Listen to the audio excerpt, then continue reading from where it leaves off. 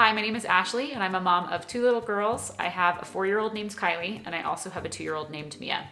Now let's be honest, when you are on your phone scrolling Instagram or you're on your computer looking at a blog or a website that's all related to Montessori, you are all but slapped in the face with pictures of all of the beautiful things, the toys, the activities, the shelfies, the furniture pieces, all of the things that are basically screaming at you, you need me in order to do Montessori properly. And I have said this time and again on my channel, but I'm going to say it again. Montessori is not about the stuff. And honestly, this is a topic that really tends to get me fired up at times because I feel like if you're really focusing on the stuff, then you're really missing the point of Montessori at the end of the day. So from one busy parent to another, today I hope you are ready for an honest to goodness, parent-to-parent chat as we talk about exactly how to do Montessori on a budget or even no budget at all.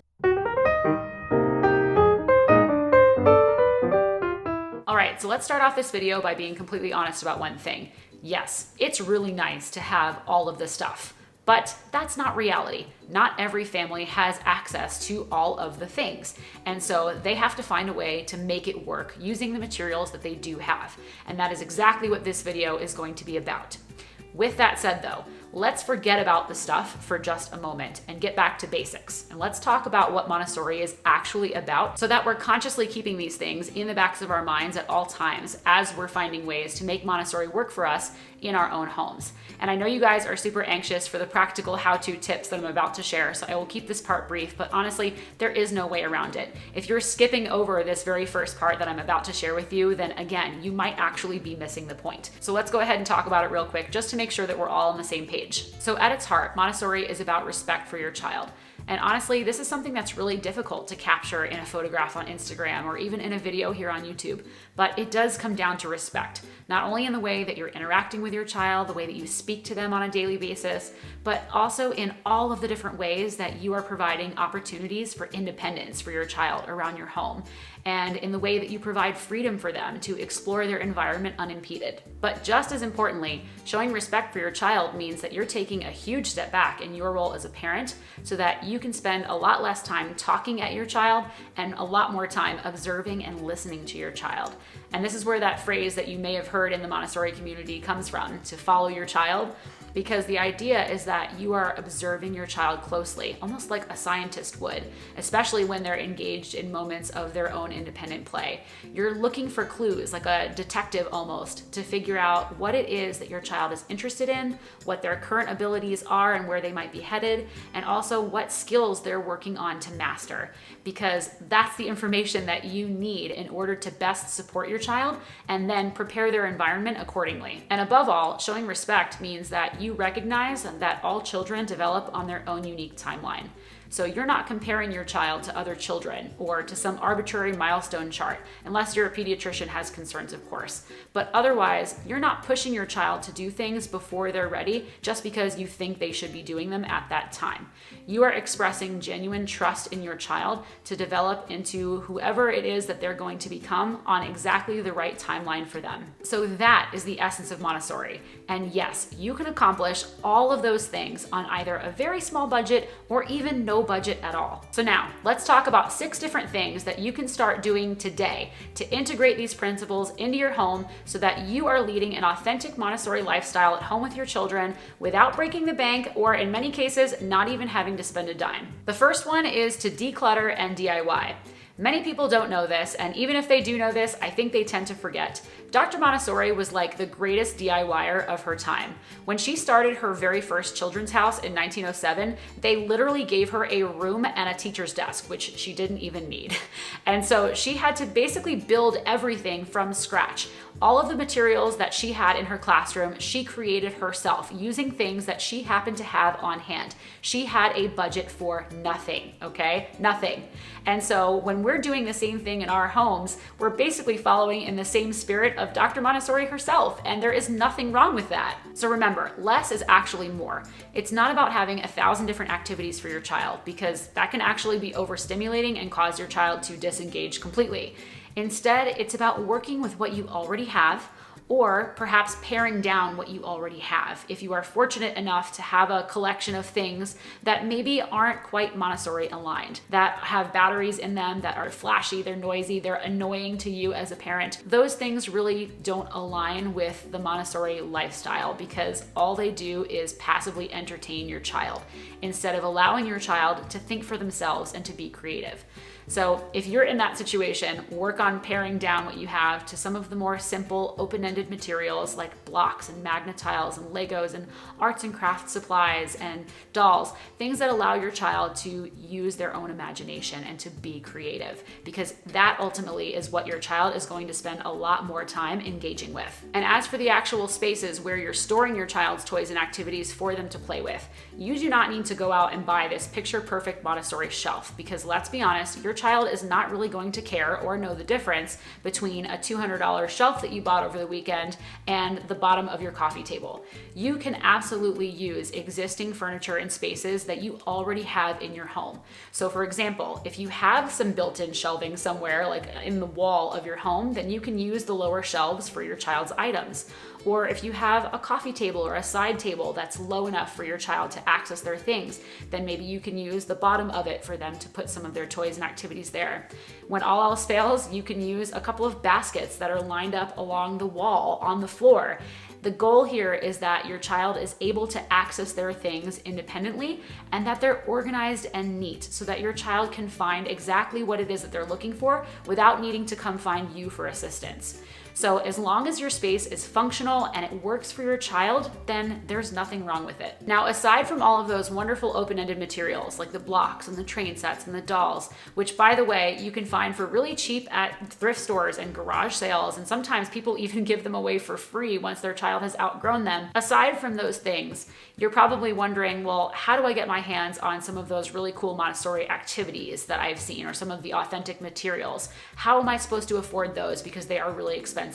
And I'll be honest with you, yeah, they can be really expensive depending on where you buy them from, but they don't have to be. Again, you can find a lot of things secondhand that people are willing to let go of at a very inexpensive price tag. But with a little bit of creativity, it is also possible to DIY a lot of your child's Montessori materials for no cost at all, because you can just take something that you were about to throw in the recycling bin, you know, an egg carton, a milk jug, the old oatmeal canister, whatever it is, and repurpose it into part of your child's activity. And I'm telling you this because I've done it myself. I actually have 2 different videos, which I will link in the description box down below, where I've shared a lot of my own DIY crafts and activities that I've put together for my own children at home that are really easy to do. And I actually have a couple more planned for the future, so stay tuned. But yeah, you can DIY a lot of your child's materials for no cost at all, and your child will be none the wiser. They will love that material just as much as the $50 version that you've bought somewhere else. I promise you that. And if you do plan to DIY some of your child's materials, other than the recyclables that you have at home, if you are looking for a place to maybe purchase a couple of small things like pom-poms and craft sticks, you know, whatever happens to come up that you don't already have, you do not need to go to the craft store to find those things, because typically they're a lot more expensive there. Honestly, I go to the dollar store. The dollar store has a ton of fantastic items that you can easily repurpose and use for a Montessori activity that you're putting together for your child, and you will spend almost nothing for it because it's the dollar store. So that would be my recommendation if you're looking for materials that you can use for a DIY project on the cheap. And then as far as books go, utilize your local library. It's a wonderful thing to be able to try out all kinds of new books without the commitment of having to purchase them. And if that's not an option for you because either you don't live close enough to the library, or maybe your town is just so small that you don't have one at all, then you might look into finding a book swap or creating one of your own, where you and several other families who all have children roughly around the same ages can actually swap out your own book collections and rotate periodically so that you have something fresh and new to read without having to spend a dime. So number 2 is to offer your child limited choices. And generally speaking, the younger they are, the fewer they're going to need. So if you have an infant or a toddler, 2 choices maximum. And even for preschoolers and older children, you're definitely still going to want to keep it to an absolute minimum. And offering our children choices is a really easy way to empower them, because let's face it, they spend most of their day being told what to do or not to do by adults. And so any opportunities that you have to offer them a choice will enable them to feel more independent and more successful. Now, you do want to make sure that the choices you're offering your child are age appropriate. So for example, you wouldn't allow your 2-year-old to decide whether or not they want to go to bed. That's not even a question. But you can allow them to decide simple things like what kind of shoes they want to wear outside, as long as they are acceptable choices that you have kind of decided upon ahead of time. So if it's summertime, you might ask them, do you want to wear your sandals or do you want to wear your sneakers outside today? And let them choose. It's also appropriate to allow your young child to choose what snack they would like to have at snack time from a limited number of healthy options that you have already provided for them to choose from. So they might choose an apple or they might choose a yogurt, but either of those choices needs to be okay with you. Just some other examples for you. At bedtime, you can allow your child to choose their own pajamas, or you can allow them to decide whether or not they want to brush their teeth first or take a bath first, because realistically, it doesn't matter what order those things happen in as long as they both happen by the end of the bedtime routine. So you can give them a choice there. Or during those times that your child really struggles with something in particular, those are actually really opportune moments to introduce choices to your child. So for example, if they struggle with leaving the park, then maybe you make sure to give them a heads up a few minutes ahead of time and then immediately offer them a choice. Hey, we're going to be leaving the park in about 10 minutes. We have time for one more activity. Would you like to go on the swings or the slide as your last activity?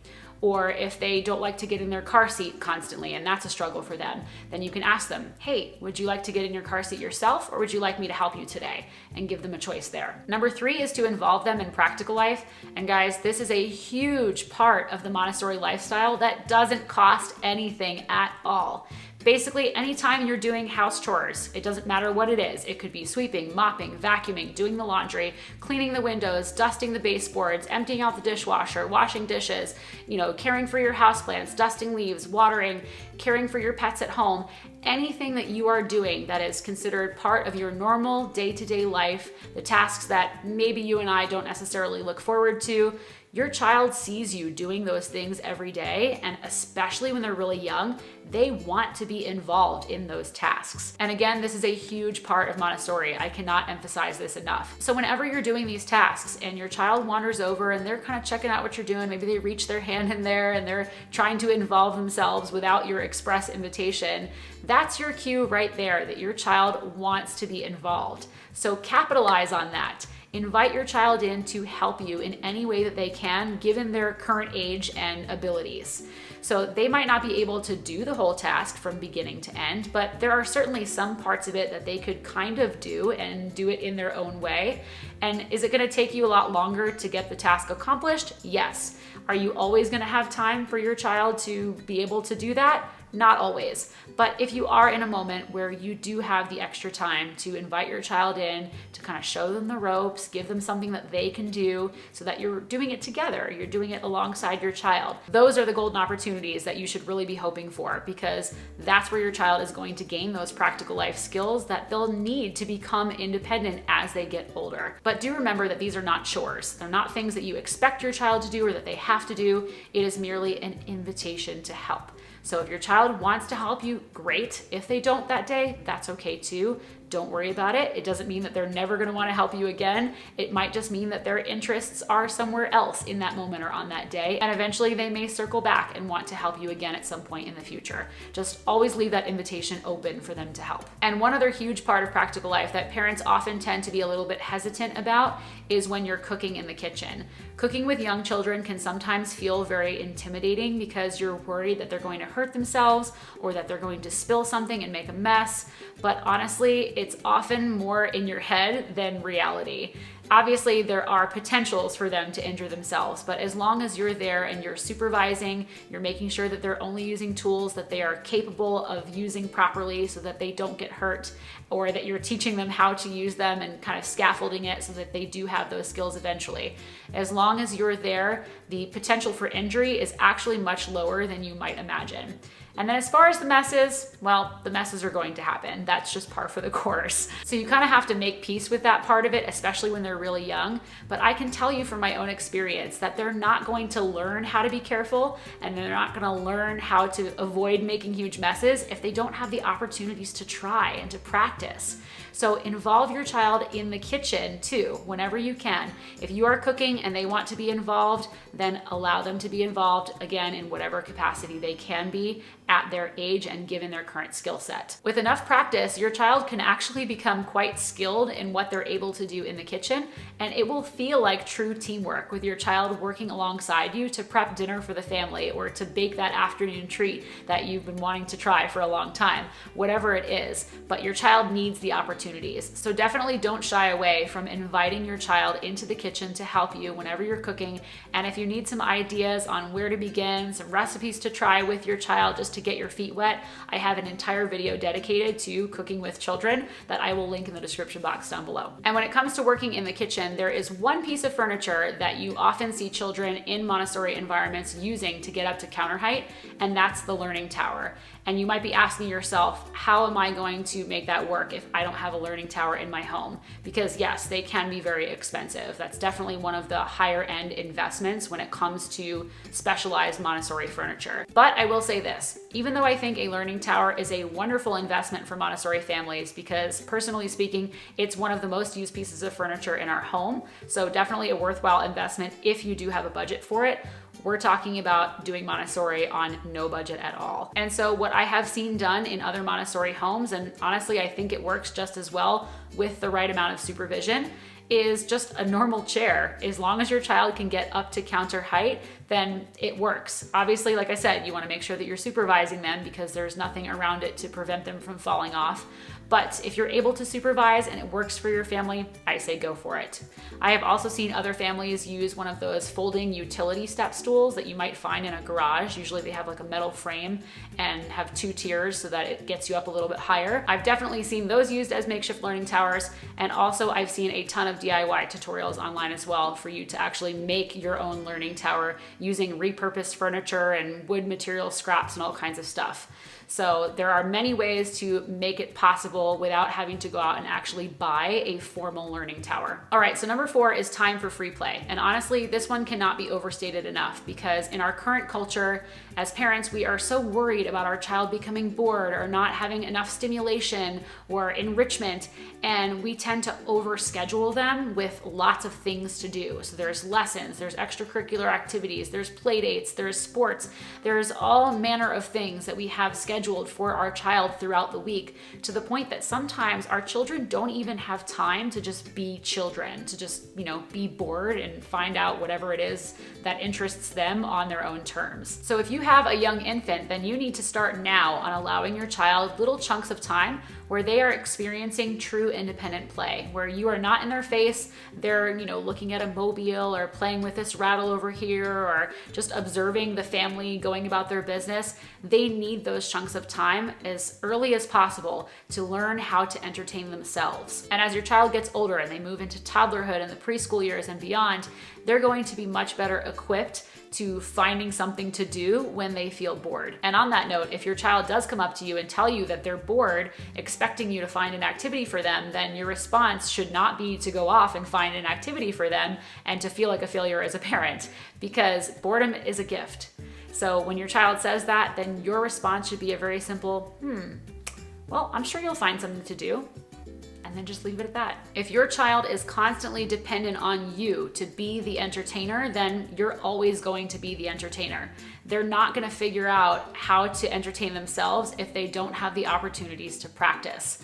So even though it feels uncomfortable at times to feel like we're really being hands-off and allowing our child to feel bored, we have to remember that that does not make us bad parents. It's actually necessary for our child's development. Number 5 is to avoid interrupting your child's focus.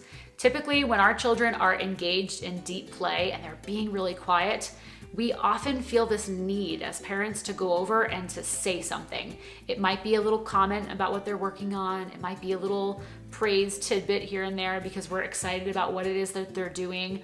Or maybe we're genuinely curious about what they're working on, and so we'll go over and ask a question.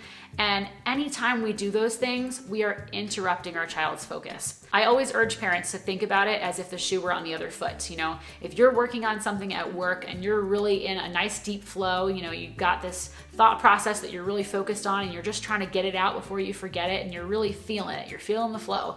And then your boss walks in or some other, you know, colleague of yours and they're like, hey, what do you want to have for lunch today? And you're like, I was totally involved in what I was doing and now I lost it and oh my gosh, I don't even want to deal with this. You know, I'll come back to this later. And you've lost your momentum. That's how our children feel every single time we interrupt them. And so we've got to remember consciously to bite our tongues, sit back, sit on your hands if necessary, and to just watch and observe and wait for that moment where our child naturally breaks their own focus. You know, maybe they're working on a block tower or something and they're really focusing on stacking each block. We're not going to go over and say, hey, that's a really tall tower you're building. Great job, buddy, because they're going to look away and, you know, that might be it. Maybe they don't even want to work on the blocks anymore after that.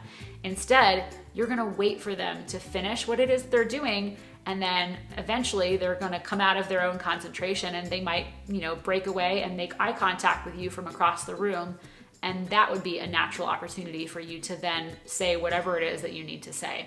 And so we're not interrupting them, we're letting them finish and take all the time that they need, because what we really want to do is build up that concentration and that focus, because that's a really important skill for your child to master. I have this really famous quote by Dr. Montessori on the wall here behind me: play is the work of the child. And that's what this all comes down to. Often as adults, we view our child's play as just play, and just in quotes, it's just play. It's not anything that's really important. Whereas we view our work as something that is important. But what we need to remember is that to our children, play is incredibly important and valuable. And so to respect our child, we need to respect their focus and their concentration and the time that they're taking on their task before we decide to go and needlessly interrupt them with whatever it is that we have going through our minds that in all reality could probably wait until they're done. And let's be realistic, it's not always going to be feasible for us to wait until our child is done every single time, because life happens. Sometimes we have to transition to another activity, or we have to leave the house to go on an errand of some sort, or maybe it's time for bed. There is not always going to be this opportunity to let our child take as much time as they need, but whenever it is possible, do try to respect your child's work and allow them to finish. And finally, number 6 is to use positive discipline and respectful parenting practices with your child at home, because truthfully, you cannot show respect for your child, which again is the heart of Montessori, if you are using traditional styles of discipline that make use of consequences and rewards, because those are manipulation tactics. Those are not respectful. They're not something that you would use with another adult, a friend. Ultimately, what we want is to establish a relationship of trust and unconditional love with our child, where they feel free to explore their environment and to express their own emotions around us, knowing that we are always going to be there to love and support them no matter what. And if we're being honest, you just can't do that with the more traditional styles of discipline. So if you are interested in learning more about it, I have a couple of videos all about positive discipline that I will link in the description box down below, as well as an entire e-course on it, which I will also link in the description box if you are interested in taking a more structured, supported dive into learning more about it. All right, friends, so those are all the tips that I have to share with you today. And next time you are on social media and you're seeing all those beautiful pictures and you're feeling a little bit overwhelmed, I want you to come back to this video and refresh yourself on what matters most, so that you can remember that it doesn't matter how small your budget is, anyone can do Montessori at home with their children. And on that note, if you are interested in learning more about incorporating Montessori into your home, I have an entire e-course dedicated to that as well, which I will link in the description box down below for you. And just in case you are new to my channel, I also wanted to let you know that this video is part of a much larger series on this YouTube channel called Montessori at Home, which is aimed at providing practical tips and advice for busy parents like you and I for implementing Montessori at home with our children. So if that sounds like something that you're interested in watching more of, then you might consider subscribing to my channel. This way you don't miss a new video, because I do upload a new one just like this one every single week. Thank you so much for watching today, and I'll see you next time. Bye.